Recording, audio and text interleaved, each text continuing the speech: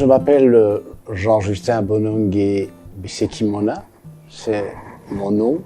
Je suis actuellement administrateur délégué de la Fédération des entreprises du Congo, après avoir été de 2012 à 2015, milieu 2015, secrétaire général de la Fédération des entreprises du Congo.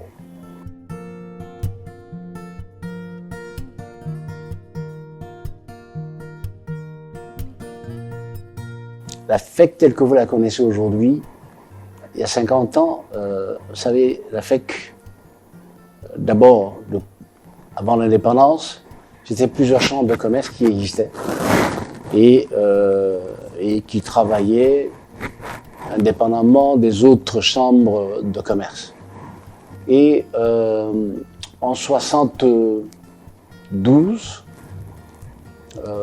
il a fallu peut-être qu'un coup de pouce des politiques pour qu'on puisse créer ce qu'on a appelé à un moment l'ANESA, l'Association nationale des entreprises du Zaïre. Et cette ANESA, cette association est née en 1972 et a continué comme ça avec des entreprises du secteur privé et du secteur public jusqu'à l'entrée de l'AFDEL en 1997. C'est alors que le président Kabila a décidé de faire sortir les entreprises publiques de l'ANESA. Et c'est alors qu'on a créé la Fédération des entreprises du Congo. Et de l'autre côté, il y a eu ce qu'on appelle aujourd'hui l'Association des entreprises nationales des entreprises publiques. Quels sont les hauts faits de la FEC? Mais la FEC, vous savez, en tant que partenaire privilégié du gouvernement, c'est la plus grande organisation patronale qui existe dans ce pays. La FEC, elle, a su survivre malgré toutes les péripéties qu'a connues ce pays. La FEC fait beaucoup pour les entreprises.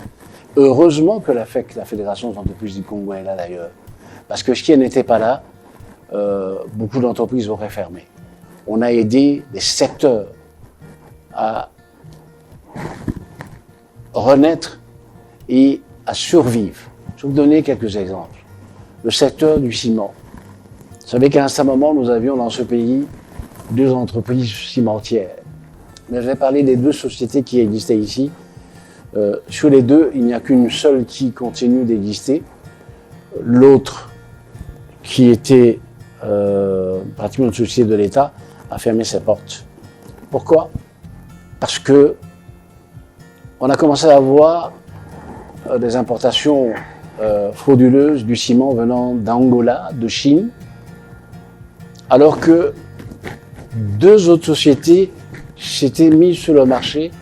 Les investisseurs étrangers ayant senti le besoin en ciment au niveau de la République démocratique du Congo se sont installés ici et n'eût été la FEC, ces entreprises auraient fermé leurs portes parce qu'il a fallu que nous nous battions pour qu'on puisse arrêter les importations du ciment qui venait d'Angola par un système de dumping et ces importations qui se faisaient sans licence d'importation, ça se faisait de gré à gré et on passait les mallettes de la frontière à la frontière pour payer le ciment de l'autre côté. Si nous n'avions pas été là, ces entreprises auraient disparu. Nous avons également aidé les entreprises de télécommunications. Moi, je me souviens que ça a été un combat au niveau de l'Assemblée nationale et au niveau du Sénat, parce que il y a un ministre qui est venu il y a quelques années, je ne sais plus quand exactement, qui voulait nationaliser les investissements appartenant aux entreprises de télécom. C'est-à-dire que toutes les infrastructures que ces sociétés de télécommunications, l'État congolais voulait céder les infrastructures à l'ancienne OCPT, Société nationale des postes et télécommunications. Mais il a fallu que nous nous battions au niveau de l'Assemblée nationale, au niveau du Sénat, pour que les sociétés de télécommunications ne soient pas nationalisées. Parce qu'il faut le dire ainsi, c'était la nationalisation. Mais nous avons tenu bon Et on a fait en sorte que les sociétés de télécom puissent continuer de fonctionner. Les banques même. Les banques, à un certain moment, je donne comme ça quelques exemples. Quand une banque, à la fin de l'année, faisait des provisions pour créances douteuses, parce que vous avez accordé une des crédits à quelqu'un, mais qui ne paye pas, pendant que la banque doit présenter les états financiers, elle doit présenter dans son bilan une provision pour créances douteuses. Et qu'est-ce qui se passait?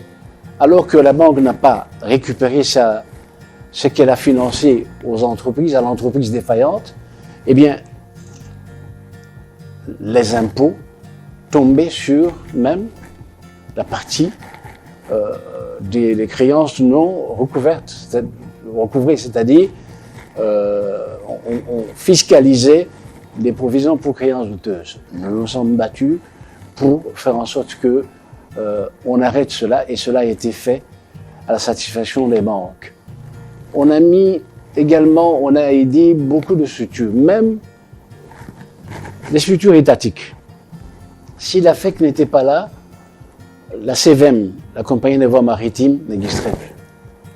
Pourquoi? Parce qu'à un certain moment, la CVM, qui avait signé un protocole d'accord avec une société belgo-hollandaise de Dredging International, n'est-ce pas, pour le dragage du bief maritime congolais, cette société, ayant senti qu'il y avait mégestion au niveau de la CVM, s'est retirée du protocole d'accord, et le gouvernement, par l'intermédiaire d'un Premier ministre, nous a demandé si nous ne pouvions pas prendre la relève, pourquoi pas, pour aider la CVM.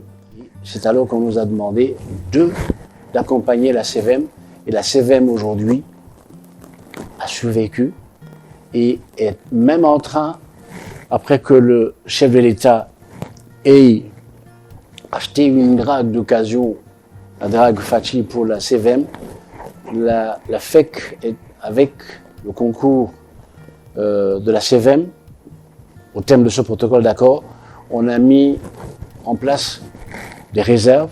Là, pour le moment, nous avons mis de côté 3 millions de dollars pour acheter une drague d'occasion pour aider la CVM. Vous voyez qu'on n'aide pas que les sociétés privées, on aide même des sociétés du portefeuille de l'État à survivre. Parce que si nous n'avions pas signé ce protocole d'accord, la CVM n'existerait pas. Je citerai comme ça, longueur, mais on n'a pas le temps, des exemples qui font que la FEC est incontournable dans le système économique de ce pays. Nous sommes incontournables.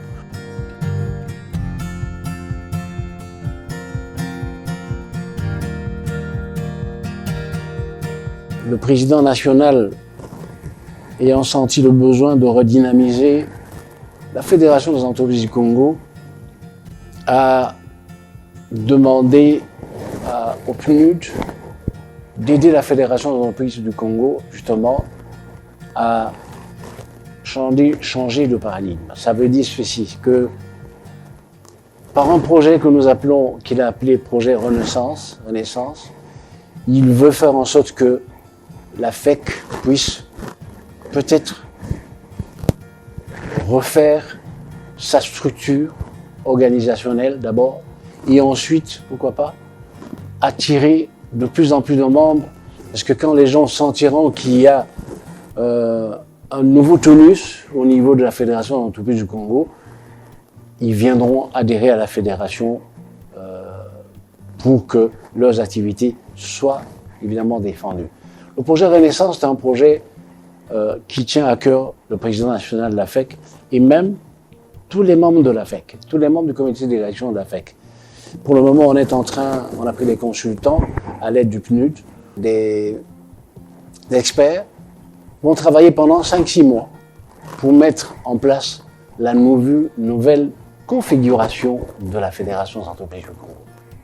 50 ans, c'est bien, mais il ne faut pas s'arrêter là.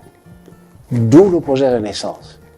Pour que, pour les 50 ans, pourquoi pas qu'on fête un jour les 100 ans de la Fédération des entreprises du Congo. Évidemment, nous ne serons plus là pour le dire, pour le faire, mais ceux qui vont venir après nous, comme nous avons fait quand nous sommes arrivés sur le parcours. Vous savez,